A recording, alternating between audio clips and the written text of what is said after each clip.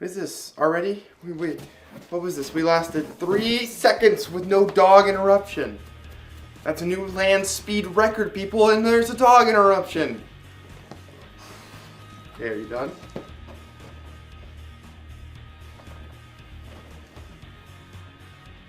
I'm just gonna leave this in. This is just getting left in. Alright, sit. Sit. Okay, whatever. Hi, I am Bjorn and I do movies, and today we are doing the second act of the Suicide Squad 4. I've written the script, it is finished. This is going to be a long one, I suspect, although I haven't actually recorded me speaking out the script yet, so let's go ahead and do that. Alright, we're going to go right into it. Remember to like and subscribe if you enjoy the video, and leave a comment. Let me know what you think is going to happen. Let me know what you think, yada yada.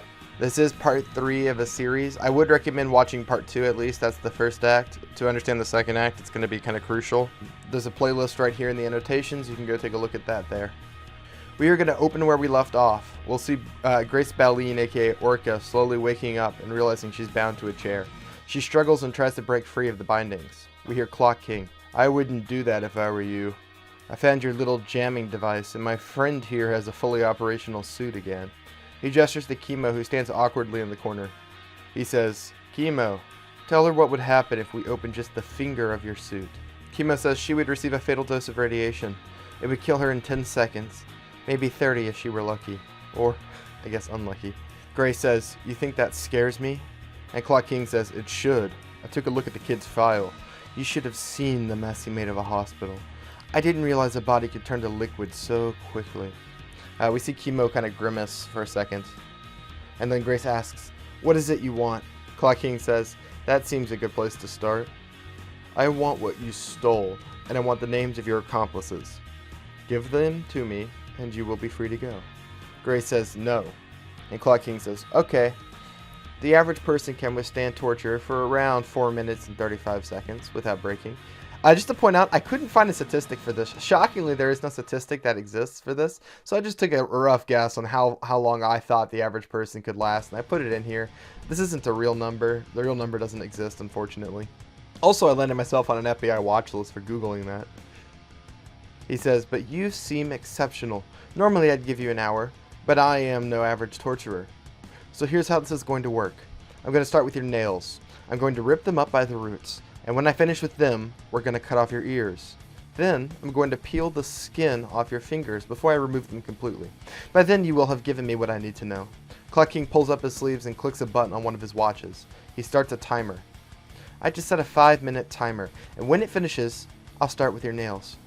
I promise that I will break you. You should just save yourself the pain and tell me what I want to know. Grace says, I don't know what you're talking about. Clock King taps his watch. Time is ticking. The Shadow Society. Who are you? Grace says, I've never heard of them. Clock King says, well, we have you on CCTV. Bullshit won't work. I know you're lying to me. He clicks another button on his watch. I just changed your time to 2 minutes. Next time you lie to my face, I'm going to start with the nails. Suddenly an explosion rips through the side of the building. Chunks of rock shatter across the floor and dust fills the air. Clock King and Chemo are thrown to the floor. We're going to cut to the strip club. We'll see Electrocutioner getting a lap dance from a stripper. He throws money at a girl dancing. And the stripper asks him, did you really rob a bank? Electrocutioner says, of course, baby. Stripper says, that's so interesting. You're like really interesting. Electrocutioner says, it's my electric personality. Women can't resist me. He laughs to himself as though he said something really funny. Suddenly the explosion happens. He jumps up, spilling the girl to the floor. He says, oh fuck. And he starts to run towards the door to the aquarium. We're going to cut back to the aquarium. We see Chemo look up from the floor. A woman is helping Grace out of the now open wall. Armed men rush through the hole. Chemo slowly starts to get to his feet and the men start to shoot him. The bullets tink harmlessly against his suit. He goes to his comm. Waller, open my finger. Waller says, you have approval, through his earpiece. We'll see the finger of his suit pops open with a hiss. He points it towards the men shooting at him. Boils begin to appear on their skin and blood seeps from their eyes. They fall to the ground within seconds. The finger of the suit closes itself automatically. Clock King is stirring. Blood runs from a wound on his head. Flatline and Sportsmaster run into the room. Clock King says, get her back. Chemo says, okay. He grabs Flatline and Sportsmaster before jumping through the hole. He lands 2 stories below. The concrete cracks where he lands. We see the woman is getting into a car. It starts to drive off. More armed men fill the lot. They fire on the squad as the car drives off. Flatline and Sportsmaster use Chemo as cover. Sportsmaster peeks around him and throws one of his razor frisbees. You know, these are the things we've seen him use a couple times. He takes the top of a man's head off, and then the other man has to reload. Flatline makes a run for him. She kicks him in the balls and then catches him by the neck as he falls. She rips out his jugular. Pretty brutal kill. Flatline says, "Not the usual necking I give men, but I guess that works." Another man opens fire at her from behind a tree. Flatline uses the dead man's body as a shield. Bullets rip through it. One of them grazes her arm and we see blood start to drip from it. Another man jumps out of a car and is about to open fire on her from her flank when Chemo appears. He blocks the bullets with his body, then kills the man with a blast of radiation. Sportsmaster throws a spear, pinning the last soldier to a tree. He's literally stuck there trying to escape as he's pinned into the tree. He falls limp and dies, still pinned to the tree. Sportsmaster says, "Holy shit, I totally Michael Myered that guy. I've never done that before." He walks over and pulls his spear free, causing the body to fall to the ground. We see Chemo bend over and pull the dead body off Flatline. She looks scared. Chemo offers her a hand. "You okay?" he asks. And she says, "Just grazed my arm. You saved me. I owe you." She takes his hand and stands. Chemo looks towards the car that's now gone. He says, "The white whale escaped after all." Sportsmaster gives him a sinister smile. "Not quite. We may have given the whale a bit of a surprise." We're going to see Clock King limp out into the courtyard, followed quickly by Electrocutioner, who is out of breath. Clock King's going to say, "I put a tracker under her skin. She's going to take us right to her team." Flatline looks around. Where's the guy with the hat? We're going to cut to the hat. He's sleeping next to a statue of a dolphin inside the aquarium. An empty bottle of booze is in his arms. We see Sportsmaster kick him. "Wake up, asshole!" The hat drunkenly opens his eyes. "Where am I?" he asks. Flatline says, "He's totally shit-faced." Electrocutioner asks where he even got alcohol. That they've been in the RV this whole time. There's no way he could have gotten any. Clock King says it doesn't matter and tells Chemo to pick him up. Chemo picks him up and starts to carry him off. We're going to cut to Belle Reve. We see Waller standing in front of the mission control screen. She says, "What a mess. Tell me that tracker works." Her assistant says, "We've got signal. It's moving down the highway headed towards the warehouse district." Waller says, "You hear that, Task Force X? You're going to the warehouse district." Sportsmaster says, "Aye, aye, Captain." And then we see the squad heading towards the RV. They all begin to board one by one. Just as Electrocutioner is about to board, Clock King pulls him away by his vest and slams him into the side of the RV. Electrocutioner says, "What the fuck?" Clock King says, "Did you think I didn't see the glitter on your chest? If you want to go to a strip club, do it on your own time." Electrocutioner says, "I didn't think anything was going to happen." Clock King says, "Well, it did. All because you were fucking around on guard. One more time, and I'll have Waller blow up your bomb." Electrocutioner says, "You wouldn't." And Clock King says, "Call my bluff. See if I won't." Electrocutioner shakes his head. "I believe you." Clock King says, "Good. Get in the RV. We're headed out." They both climb up into the RV. As it starts to drive away, we're going to see the camera pan over to Chemo and Flatline, who are in the booth with the table, same one described in the last episode. Flatline is nodding her head along to some music, and Chemo notices. He asks her what she's always listening to, and Flatline laughs. She says, "Japanese city pop." Again, this is the thing I mentioned in the last movie that her character likes, specifically to replace the comic book's cringier and less interesting version of manga. Chemo says, "Huh, I can't say I've heard of that." And Flatline says, "It was popular in Japan in the 80s. When my dad grew up there, it was all the rage. So when he came to America, he brought all of his records. The music reminds me of him. I owe him a lot for giving me my excellent music taste." She studies Chemo for a second. "Look, you seem like a nice guy and you saved my life. Can I tell you a secret?" And Chemo says, "If you're worried about me snitching, I won't tell anyone." Flatline says, "Good. If you do, I'll kill you. Radioactivity or not." She takes a deep breath and then says, "When I was a little girl, my dad died. For most, it would be horrible, but I was still able to talk to him, with my powers and all. He told me the other side wasn't so bad, that it was actually nice. I believed that my whole life, until my last mission. I took an RPG to the chest, filled my whole body with shrapnel, and I nearly bled out on the floor. I flatlined in the ambulance. The irony of it isn't lost on me," she says. "I was dead for about 2.5 minutes before they were able to resuscitate me. And here's the thing, I remember all of it. And do you know what the other side was like?" Chemo says, "I don't." And Flatline says, "It's all blackness. I saw nothing. No heaven or hell, no afterlife. Everything I've ever believed is a lie. Oh, I talk to the dead, but maybe they're only there because of me, because of my powers." death didn't really scare me before, you know? I had something after, something more, but now it terrifies me. What if it really is nothing at all? What if blackness is all there is after this? Chemo says, we're all afraid to die. I know I was. When I got my diagnosis, I looked for a way to save myself. As someone who's lived through what you are, sometimes it's better to just accept your life as it is. Live whatever time you have left and try to be happy. Don't worry about what comes afterwards. Flatline says, I just don't know. I always thought there was something more, maybe even a point to life. Chemo shrugs and says, who knows? You weren't really dead after all. Maybe when you die for real, there's something. Flatline smiles slightly. Maybe so. She thanks him for hearing him out and then apologizes for dumping on him, and then says she owes him double. Chemo says, talking to you is payment enough. It's nice to actually talk to someone. I've been alone for a long time in my cell. All this is actually kind of fun, although we are killing people. Flatline says, I'm so used to everyone here being a killer. It's got to be surreal to be normal among all of us. Chemo says, I don't know. You guys seem normal, except for maybe Clock King. He's something else. Oh, and the drunk guy. I keep forgetting he's here. We're going to pan over and see the hat snoring asleep on the couch. He has his hat over his head. Flatline kind of looks over him awkwardly. He really is a mess. Although he did freeze time earlier. Chemo says, what? She says, yeah, dude totally froze time. Chemo kind of says wonderingly, so that's what he does. You know, that could have actually been helpful. And then he notices that she's still listening to her song, and he says, you mind if I listen? I'd be curious to hear what this music sounds like. Flatline says sure, and pops the headphones off her ears. She puts them over Chemo's helmet, and then turns up the volume so he can hear it through the suit. And we hear the song Goodbye Boogie Dance by Anri, another Japanese city pop song.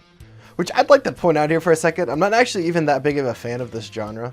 I came up with this gimmick because I'd heard of this sort of Plastic Love album got really popular, and because of that, this whole genre was really popular. And I thought, you know, that's actually something a teen would have that's actually kind of a niche interest instead of something that everyone sort of universally likes, like manga. So since then, I've had to listen to a lot of this music, and a lot of it's hit or miss, but I actually kind of like this song, so I chose it because it fit the scene. But that's just to explain that you guys don't know how much Japanese city pop I've listened to for this. It's actually kind of pathetic, and I just want someone else to, you know, to acknowledge the amount of effort I took into getting this right, especially for something as stupid as a YouTube movie. So there you go. The camera pans up and we see the RV moving down the highway as the song continues to play. We're going to cut to Belle Reve. We see Waller studies a satellite image of a warehouse. Guards move around its surface. This is it, she says. They have guards all around it. Her assistant says, I don't see a stealth option working here. I say guns blazing. Waller says, let Clock King handle it. He's ex-military and good at what he does. Just relay the information to him. Suddenly her phone begins to ring. She pulls it out of her pocket and looks at the name. It says Dr. Harold. I just needed a doctor name and Harold seemed good enough. Waller says, I have to take this. Hold down the operation. She steps away and picks up the call. The doctor says, hello, is this Miss Amanda Waller? And Waller replies, it is. And the doctor says, oh, excellent. I've got some very good news for you, Miss Waller. And she asks, what's that? Well, normally we wait for your appointments for these sorts of things, but this information I thought you'd want to know. It says, we got your scans back, and it looks like you're in full remission. We're seeing shrinkage in all the major tumors. It seems your operation was a success. Waller says, you're serious. The doctor says, I am. Now, this does not mean you're completely out of the woods. While this is a very good sign, your cancer could still come back. This is a fight you will continue to fight for some time. Waller says that she understands and thanks him. He says, we have the appointment scheduled for next Tuesday. I can go over your results with more detail then. You have a good day, Miss Waller, and congratulations.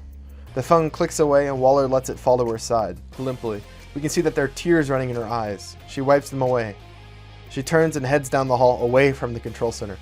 We're going to cut to the warehouse district. We see Clock King looking through a pair of binoculars. He hands them to Sportsmaster, who's laying next to him on an adjacent roof. Clock King says, I count 6 of them on the outside. We'll do it stealthy. I don't want to alarm them, give them time to escape. Sportsmaster says, sounds like a good plan. How do you plan on doing it? Clock King says, I can take out 3 or 4 with my rifle.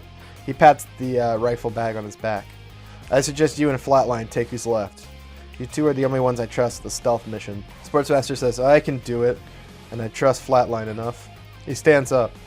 Flatline, you're with me. Everyone else stays here and waits. He climbs down the ladder from the roof, and we see Clock King remain up there. He pulls out a sniper rifle from his bag and slowly screws on a suppressor. He folds open the balancing legs and looks down the sights. Through the crosshairs, we see Sportsmaster and Flatline approaching the warehouse, hiding behind boxes and walls while men turn the corner. We get a little extended sequence of them sneaking up on guards without triggering anyone.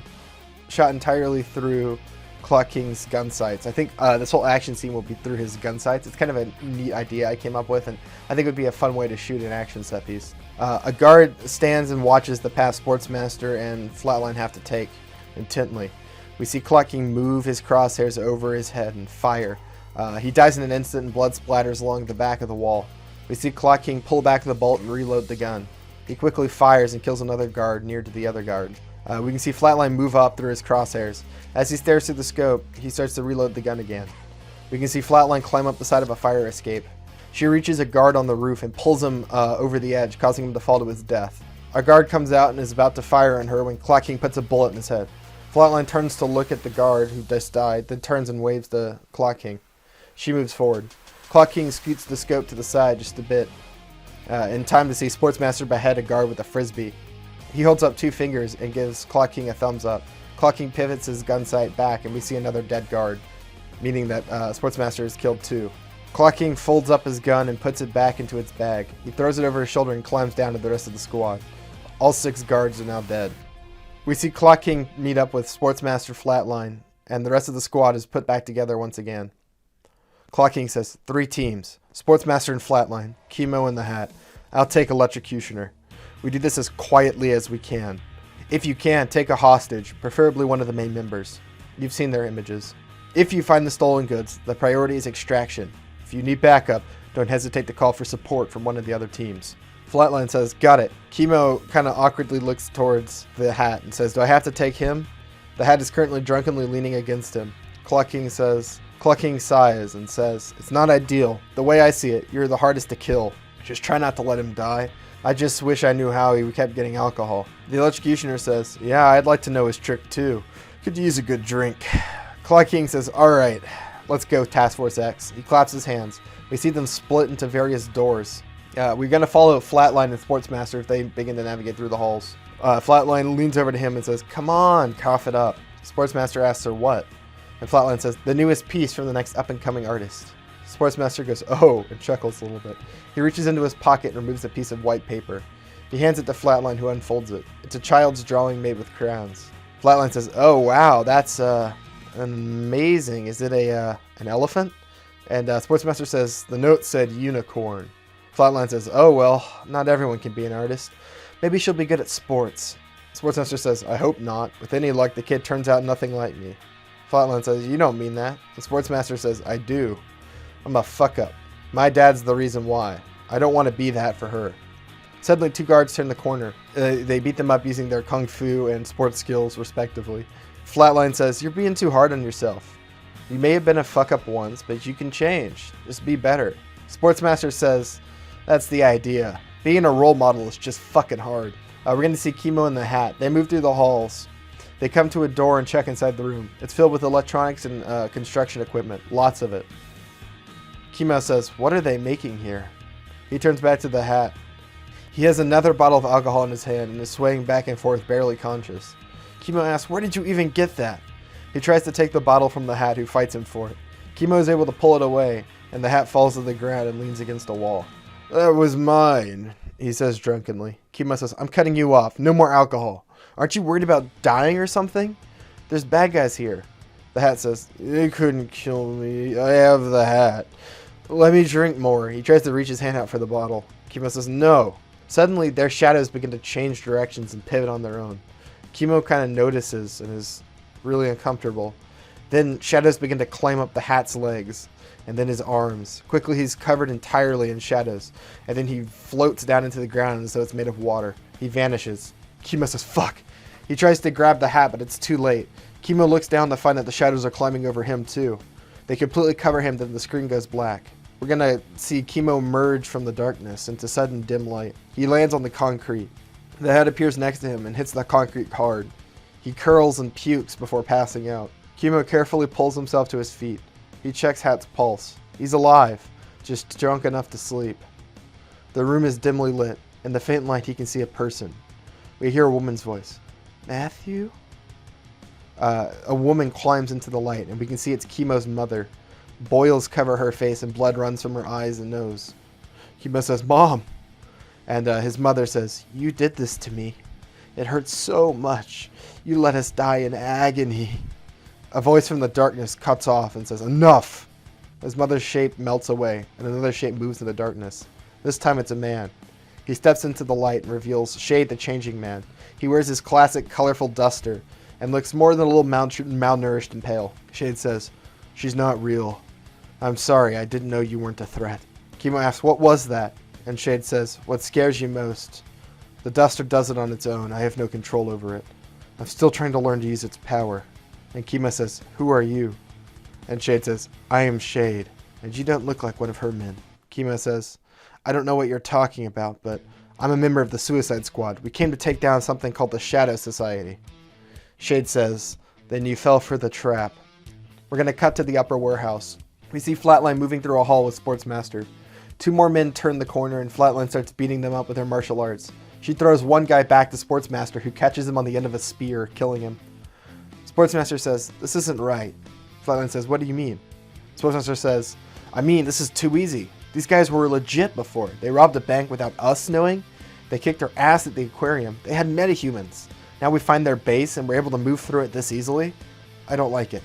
But Flatline says, "Now that you say it, it is odd." She taps her earpiece. "Clock King, Electrocutioner, you guys good?" We hear Clock King radio in. "Yeah, we're good. Almost no resistance." Flatline says, "Yeah, we noticed. We think something isn't right. What about you, Chemo? You got that drunk bastard handled?" No response comes in. "Chemo, you there?" No response again. She says, "I think we're being played." We hear Nightshade behind her. "Aren't you clever?" Suddenly the shadows start to cling around Sportsmaster. He's pulled down into them as though he's just jumped into the ocean. Flatline wheels around in time to see him vanish. She says, "What the fuck?" She pulls out a rope knife, which for those who have not seen one of these before, they have one in Shang-Chi, but it's just a knife on the end of a rope. And you can spin it and direct it with your arms and feet to like impale people at a range. Nightshade says, "That's pointless." Flatline turns around and finds Nightshade standing where she wasn't before. She quickly throws her knife rope and it passes right through Nightshade as though she wasn't even there. "What are you?" And Nightshade says, "Not your enemy." But you aren't ready to understand that yet. Shadows begin to cling to Flatline and she's drugged down. She appears inside the room where she finds Sportsmaster and Chemo. She says, "Oh, you guys are okay." Chemo says, "Yeah, some lady attacked me and the drunk guy. We found ourselves down here with him." He gestures to Shade, who looks up. "That would be Nightshade. One of her followers laid this little trap for you." Clock King says... Suddenly, Clock King and Electrocutioner appear in the room. They look just as confused for a second, then see the rest of the squad. Clock King asks, "What is all this?" Sportsmaster says, "A trap, apparently. This guy's about to tell us." Clock King asks, "And who is he?" And Shade replies, "I am Shade, from the Dimension Meta." Chemo says, "Wait, did you just say Dimension?" Shade says, "Yes, I am not from your world, and neither is Nightshade." Chemo says, "Holy shit." And Flatline says, "How did you get here?" Shade says, "Recently something happened to weaken the distance between your multiverse and others. I could not say why, but I was able to follow Nightshade here when she crossed over, in order to stop her." The Clock King asks, "What is this Nightshade going to do?" And Shade replies, "Destroy, as she always does. She's starting with this prison of yours. The Grand Distraction, she calls it. There is always one in her plans." Sportsmaster says, "I don't like that. We have to get out of here." Shade says, "It's sealed tight. I tried for 3 weeks to escape. The room is lined with metahuman dampeners. Only my duster works, and it's of little use here." Electrocutioner says, "My suit isn't metahuman." He flares up electricity and drops a welding mask. He tries to cut through the concrete and fails. He says, "This is tough shit." Suddenly, the TV in the room turns on. An image flickers into it, and we can see Calculator from the previous movie. He looks into the room on the camera and says, "Can you hear me? Is this thing working?" Flatline says, "I know this asshole. He was the one who worked for the cult." Calculator says, "I see you can hear me. The Suicide Squad, so we meet again. I see your members are very different. Did you lose a few?" He laughs manically. Clock King asks him what he wants. Calculator says, "I want nothing from you. It is Nightshade who has taken an interest. She wishes for me to apologize for your containment. She also wishes for you to know that your servitude is at an end. She's going to handle your handler. I do believe she's going to your home." Sportsmaster says, Belle Reeve, she's going after Waller. The calculator says, you didn't hear it from me. It doesn't matter now. There's nothing you can do to escape from that cell. I designed it myself. I'll leave you to your thoughts. The TV flips off. Flatline says, what the hell is he doing here? I didn't think he was involved. Clark King says, it doesn't matter. We have to get out of here. Sportsmaster asks, why? Let them go after Waller. No skin off my back if that bitch dies. Clark King says, if they kill Waller, they'll have access to our bombs. They'll control us if they don't just blow us up. Chemo says, bombs? What bombs? And Flatline says, the bomb in your neck. We all have them. Clark King says, he doesn't. Waller can control his suit remotely. There was no need for him to have one, not to mention he's no killer. Chemo says, she put bombs in your neck. And Sportsmaster says, to control us. Electrocutioner says, nah, to kill us if we disagree with her. I've seen her do it. She's always been one for shock and awe. Flatline kind of snorts, that's terrible. Clark King says, it doesn't matter. We have to get to Belle Reeve or we're fucked. Shade says, that is a great idea and all, but I told you there is no way out. Clark King says, we're going to have to think of something. We're going to cut to Belle Reeve. We see Waller moving past cells. Inmates call out to her as she walks by, jeering her. She ignores them and heads straight for Lilith Clay's cell. She scans her keycard and enters the cell. We see Lilith in the corner. Miss Waller? Waller says, tell me how I die. Lilith says, so soon? Give me your hand. Waller offers it and Lilith takes it. You die in a pool of your own blood. It won't be long now. I smell death upon you. Almost as soon as she finishes the words, we hear a voice from behind Waller. I've been looking for you. Waller turns around and we see a man wearing a mask. He's just finished emerging from the shadows. It's the same man who was at the casino, a member of the Shadow Society. Waller says, how did you get in here? And the mystery man says, I was let in. He takes his mask off. He's a handsome man with blonde hair. A scar runs down the side of his cheek. Waller looks at him with confusion. Cluemaster, you're dead. I watched you die. And he says, oh, I was quite dead, Waller. Then I met a friend. I've laid every clue you followed. I sent you down the rabbit hole. And when I heard you were dying, oh, I was so happy. I gave you hope for a cure, one I knew you'd never have. The perfect bait. And now, for the grand finale, I'm going to ruin your legacy. I'm going to let every single inmate out of this prison. Waller says, is this all revenge then? How quaint. And Cluemaster says, oh no. All this is just a distraction. He pulls a knife from his belt. This is revenge. He tries to stab her. Waller thrusts an arm up. The knife sticks into her arm and she screams. He pulls it free and then stabs her in the chest. She tries to fight him off, but he stabs her again and again. She falls to the ground with blood flowing from her body. We see her fall into the exact position we saw in the vision of the future. Lilith Clay stands up from her spot and watches as Waller dies. And then she spits on her. She says, it's even more satisfying in reality. She looks up at Cluemaster. I could have warned her, you know. I saw exactly how it would happen. But you didn't. But I didn't, Lilith says. I think that deserves a reward. Let me out of here. Cluemaster says, you weren't listening. That was always the plan. As I said, this is supposed to be the distraction. Though I may have undersold the truth to Waller, just to make it a bit personal. It's not just Belle Reeve we're hitting. We're going to cut to Arkham Asylum. We see two guards sipping coffee and watching cams in the security control room. We see Gentleman Ghost slip through the walls using his intangibility. He reaches the control panel and then kills two guards with the cane sword. He begins to operate the controls. He opens every single cell door. And we're going to get a couple cameos. Presumably I would have a budget so we could, get some cameos. Also, presumably we would have seen a couple of these villains already. So we see like maybe the Joker or Dr. Freeze escaping from Arkham, classic sequence. You get the idea. Then we're going to cut to Iron Heights, another DC prison. We see Orca appear from the shadows inside the control room. She crushes the head of the guards and opens the cells. We see more prisoners escape. Then we're going to see a prison in Canada. There was not a DC prison in Canada that I could find the name of. It just doesn't exist as far as I can tell. So I'm just making one up. I'm just going to call it Unnamed Canadian Prison. We'll see inmates eating in a mess hall. Suddenly the wall explodes. We see Plastique standing amongst the rebel with guards firing at her. She makes them explode with her powers. She yells, "Death to Quebec," as loud as she can. The inmates cheer and start to escape from the prison. And then we're going to cut to Belle Reeve. We see Lilith and Cluemaster walking together. So this is everywhere, she asks. And Cluemaster says, We're going to hit every major prison housing metahumans.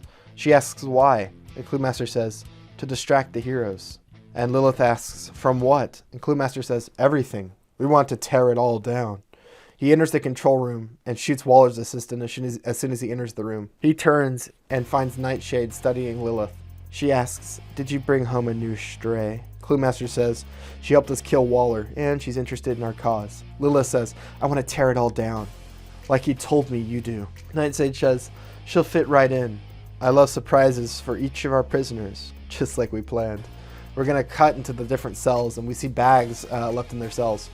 We watch as a man picks up a rapier. He gives it a couple swings. Another inmate opens up a bag and finds it full of pennies. He giggles in delight. Lastly, we see a man sitting on the bed of his cell. He has no shirt on, and we can see a tattoo of a Grim Reaper across his entire back. He stands up from the bed, and we can see that scars cover his body. He opens his bag and finds a set of steel scythes. He laughs a bit. He says, this is fun. Suddenly, his cell clicks open. He picks up his scythes and walks out. Every other cell door is open, and all the criminals are walking out, each armed with their own unique weapons. I'll get more into cameos later, but you can just kind of imagine, like, who do you think in your headcanon is in Belle Reve? You'll see them escaping, and maybe in the next part, we're going to get some fun set pieces with some of these guys. We're going to cut to the prison at the bottom of the warehouse. We see Chemo trying to punch a hole through a concrete wall with his suit. It's not working. Chemo says, this is useless. Sportsmaster says, well, we tried everything else. I guess we are just stuck. We hear snoring pick up from the Hat as he sleeps on the floor. Flatline walks over to him, kicks him again, and says, wake up, asshole. He opens his eyes and lets out a groan before pinching the top of his nose. What is it this time? The Hat asks. Sportsmaster says, we're stuck and need to get to Belle Reve with some haste. All you're doing is sitting here and snoring. Got any wise ideas, Hat boy? The Hat says, we're stuck? Flatline says, this guy is useless. The Hat says, I don't exactly know what's going on, but I can get us out. Just get me the hat. He gestures for his hat awkwardly. Chemo picks it up and brings it over. We see the Hat reach in and pull out a Pedialyte, which is a drink that helps with hangovers, by the way, for those who don't know. He drinks the bottle. Oh, that's the ticket. He stands up and sways a little bit, but he's sobering up. Clocking says, you said you can get us out. How? The Hat lifts up his hat. With this? Sportsmaster says, so the drunk asshole thinks it's funny to fuck with everybody now. The Hat makes a snort at him, then twirls his hat so that it lands upright in the center of the room. It begins to grow in size until it's huge, filling almost the entire room. The squad is sort of forced back as it takes up space. And then the Hat snaps again, and a door forms on the side of the Hat. He opens it up. Who's the asshole now, ass master? Why don't you go throw a football? Sportsmaster says, maybe I will. Clucking says, how is a big hat going to help us get to Belle Reve? The Hat sort of flaps his arm away as though it's a stupid thought. It's not, but what I have stored in here just might. He opens the door to the Hat again and walks inside. They all just stare for a moment. After a bit, he peeks his head back out. You're supposed to follow me. They all just sort of look at each other. Then Sportsmaster shrugs. The hell with it. I've seen weirder shit. He walks into the Hat and the others follow behind him. We follow Chemo as he climbs inside. As soon as he enters the doors, we see a gigantic chamber. I'm talking huge, like several miles wide, like a whole outdoor area. Very tall, much taller than the actual Hat we saw outside. Because, as I mentioned before, the Hat's power is that he has a pocket dimension inside his hat. And for our next set piece, the squad is going to go into said pocket dimension. It seems to go on forever. Bookshelves and strange objects float in in the air, and they're moving in all different directions. Trees grow all over the place in random patches. There are birds flying around outside and deer frolicking through the piles of random crap. Just random junk is just spread everywhere in big piles. Sort of picture something like the Room of Requirements in Harry Potter, but more vast and more outside, and with like random trees, as if like someone threw seeds in here forever ago and they've grown just randomly. Sportsmaster says, never mind, this might be the weirdest shit I've ever seen. Flatline says, how is this even possible? The Hat turns and gives a bow. Welcome to the Hat. It's a pocket dimension. Don't touch anything. I don't know everything that's in here. Some of it might kill you or the entire country. I couldn't say. Chemo says, you're kidding, right? The Hat says, I'm too hungover to joke. I found a nuclear weapon in here once, somewhere in the West Quadrant. I don't know. Just don't touch anything. Flatline said, you had a nuclear bomb with us the whole time? The Hat says, inside the Hat, yes. Shade says, this is some powerful magic. Old magic. Even in my world, something like this would be unheard of. Clocking says, and this can get us to Belle Reve. Yeah, I got a thing, the hat says. It's just a bit away. We'll have to hike. We're going to see them start down a path cut through the junk. Paved street, literally walking through all this random junk. We're going to hear the song Razzmatazz by I don't know but they found me play. They're going to walk for a while, hike for a bit. We'll listen to the song. And then we're going to see Clock King notice a mirror just on the side of the road. In his reflection for only a moment, he sees a young woman. He stops in his tracks and studies the mirror again. The young woman stands there and beckons him with a finger. Clock King says, "Samantha?" He reaches out and touches the mirror. And then we're going to immediately cut to a VA clinic. For those who don't know, this is Veteran Affairs. So if a military soldier in the U.S. gets hurt or needs medical assistance, they can go to the VA and get a checkup or get help with payments and stuff. So he's talking to a policy expert at the VA, which is the Veterans Association Hospitals. We're going to see Talkman, who I'm going to call Clock King from now on, because this is before he's Clock King. He says, "Please, you have to understand. I have someone depending on me. I can't die. She's not right in the head. She's slow, and she can't go on without me." The assistant woman, the VA worker, says, "As I said, sir, we don't cover the sort of treatment you need. I know it's not the best option, but there are homes available for people such as your loved ones in the event that you do pass away." Clock King says, "Please, I've served my country. I fought on the front lines.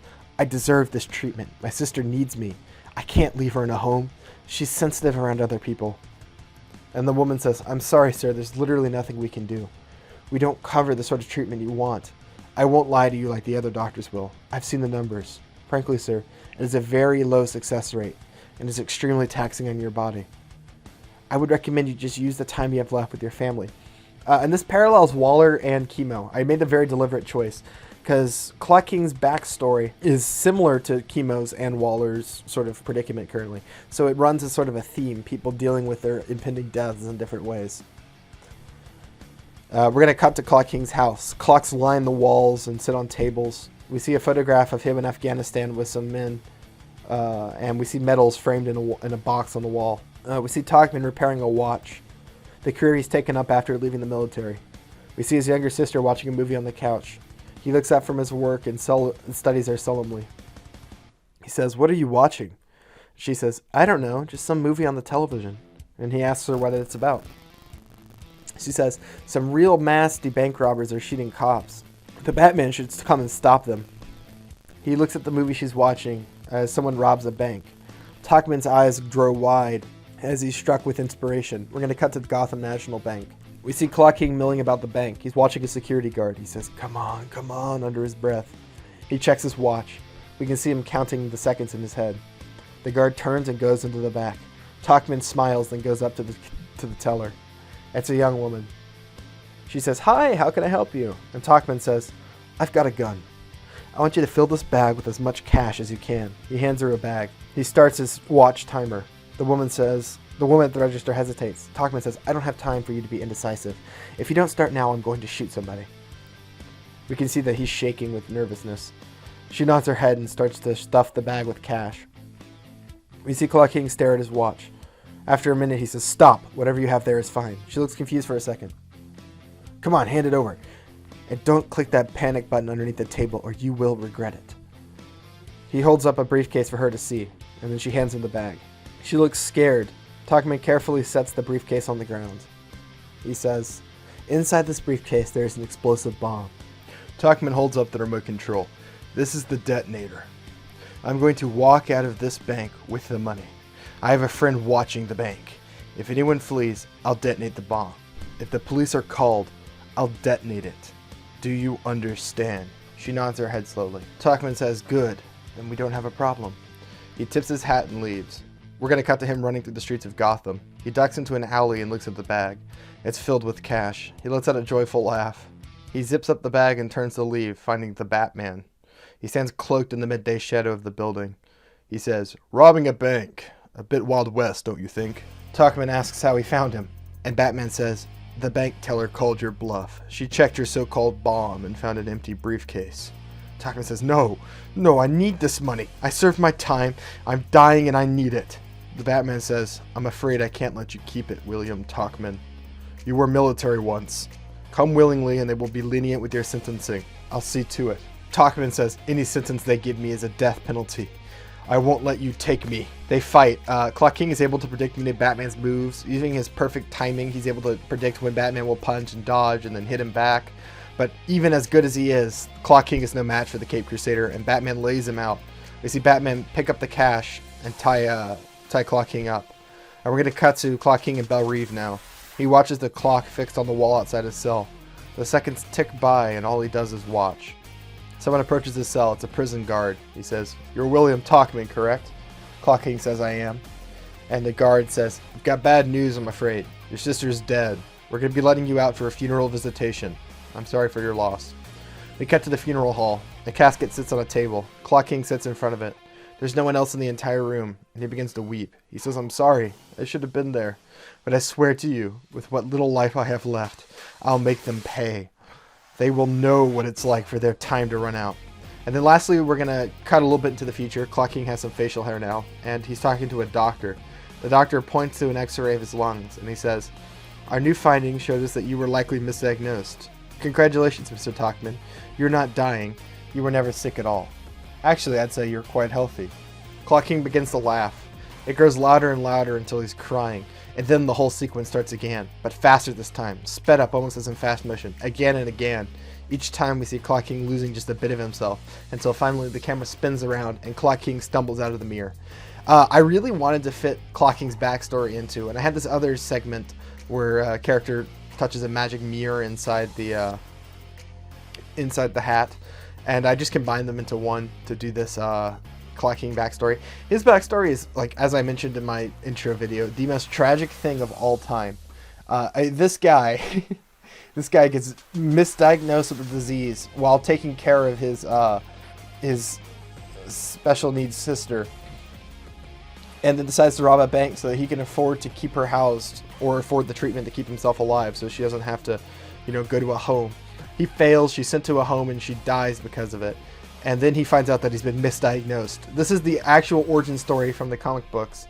And, I think it's Green Lantern in the comic books that actually apprehends him, who's also a millionaire. So they don't think to say, well, we're going to arrest you, but maybe I should help his sister or help him get his treatment. No, they just arrest him and send his ass to jail, and Clock King never shows up again until he's on the Suicide Squad and he gets blown up. They come up with this backstory, this incredibly interesting, dark backstory that sets up why he wants revenge on Green Lantern in the comic book and this Batman perfectly. Like, nothing sets up wanting revenge on someone than someone doing this to you when all you did was try to get what was yours. I added the element of him being military and trying to get treatment through the VA. It provides a nice commentary on the VA hospital and how shitty that system actually is and how it should be better, frankly. And also gives commentary on how military men are treated when they come back to the U.S. Also, it explains Clock King's abilities a little better. His perfect punctuation is a byproduct of him timing bank heists, which makes him obsessed with time. There you go. He's also a clock repairman. So we keep all the elements from the comic book, add some more to it. I think it's a good backstory. I think you could put this guy in an actual Batman movie and it would be fucking awesome. Clock King says, "Let me back. I can save her. I can change it." He tries to reach out and touch the mirror again, and the hat catches his hand. "Do not touch that again. You won't stay sane the second time." Clock King says, "I saw my sister. It was real. I can save her." And the hat says, "You saw nothing. It is Akrul, a magic torture device. Very old. I told you not to touch anything." Clock King says again, "I saw her. I held her. I watched her die again and again, but I can save her. I have to go back." And the hat says, "It's not real. You can't change everything." He reaches his hand through a portal and comes out with a vial of blue liquid. "Drink this. It'll help. The Akril does things to your mind. The damage fades, but the pain lingers." We're going to say Clock King takes it and drinks it, and he kind of settles down a little bit. The hat turns to the others. "Nobody touches anything." They all nod vigorously. We're going to see them continue through. The section they move through is a bunch of wheels and tires in a gigantic pile. And then the path changes, and now it's a pile of books haphazardly stacked around the path they walk. Flatline asks him how the hell he got the hat, and Chemo says, "I was wondering the same thing." The hat looks up, and we see a very quick flash of his backstory. We see him as an orphan boy in the streets of Tokyo. His clothes are torn, and we can see his ribs. He's clearly starving and sickly. Suddenly, the top hat just magically manifests next to him. The young boy looks at it and picks it up. He reaches inside and pulls out a bowl of rice. He reaches in again and pulls out a bottle of wine. He smiles and scarfs down the food, and we see him reach in for more, and it comes back. Then we cut to the hat. He says, I bought it at a pawn shop for $30. Guys didn't know what they had. Kimo says, you're kidding. And the hat says, nope. This thing gave me free booze for life. I'll always be grateful to that pawn shop. Flatline says, you've got an alcohol problem, man. And the hat says, it's not the problem, it's the solution. Trust me, kids, someday you'll grow up and wish you had endless supply of free booze. Kimo said, I don't think that'll be my problem. I don't drink anything anymore. The hat says, now that sounds like my hell. Ah, here it is. 7 stones are fixed on the ground in a circle, each carved up with strange magic symbols. They form a circle. The hat says, everyone, gather around the center, hurry. They all gather, and the hat cuts open his finger with a knife. He lets blood drip onto one of the stones, and it begins to glow. The hat places his hand upon it. Everyone keep your arms and legs inside the circle. Sportsmaster says, what is this, a theme park ride? The hat says, fine, asshole, leave them out and lose them. He turns to the stone and places his hand on it once more. I request travel, he says. The stone flashes twice. The hat says, Belle Reve Prison. The screen is blasted with white light, and the circle finds themselves in the middle of chaos. They are now inside of Belle Reve Prison. Prisoners are escaping their cells and are armed with weapons. They're killing each other in riots as guards try to stop them. They're also killing guards.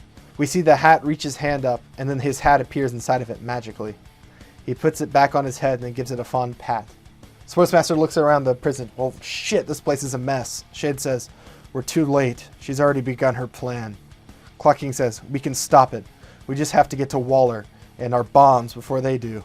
We're going to cut to the control room. We see Clue Master watching the screens. He notices the squad. He says, they escaped. How did they manage to do that? Nightshade says, these are impressive. Give them a little challenge. Nothing too severe. I don't want to kill too many of them. I think they can handle these low-grade crooks. Clue Master says, as you say. He taps the intercom button. Attention, Belle Reve. Waller's little lapdogs have arrived in the prison. They want to lock you back up. Why don't you stop them? It appears they're in the East Wing. We're going to cut back to the East Wing. We see Kimo. He says, oh shit. We see prisoners turn to look at them. Flatline says, how are we going to get through this? Clock King says, we fight. We see a group of villains approach the squad. I'll probably flesh out which villains they are in particular later. Prisoner says, I know you assholes. Like the voice said, you're Waller's bitches, the legendary Suicide Squad. Another prisoner laughs. I say we kick their asses. Prisoner 1 says, I think we should kill them. We see the group of prisoners shot from behind, and we see one of their orange jumpsuits. We zoom in on it. It says Belle Reve. And above that, we're going to see the words, The Suicide Squad Versus appear. This is our diegetic title for the third act, which is The Suicide Squad Versus Belle Reve. And that's the end of part 2. So now I can kind of talk about what the third act of this movie actually is. It's not a heist, I lied. It is actually a knuckle-dragging fight for survival inside of Belle Reve against all of the other prisons in prison there. Will the Suicide Squad pan out in time? Are they going to be able to stop Nightshade at whatever she's planning? What will this movie's ending be like? And which of these people are going to die? You're going to have to find out next time. I'm going to the outro now. Okay, my dog is kind of breaking the illusion here, but I'm actually recording the outro 10 seconds after I recorded the intro. And this animal has yet to leave me alone the entire time. Yes, I'm talking to you, animal. You know what you are. You know what you are. So yeah, thanks for watching. Remember to like and subscribe. Leave a comment. Let me know who you think is going to live or die in the finale. If you have not done it yet, I posted a poll, which is relevant to the third act. It's just a choice between 2 numbers. What do they mean? What does it mean? I don't know. But whatever happens is your fault. It's your fault if you pick a number and something happens as a consequence. You're so loud.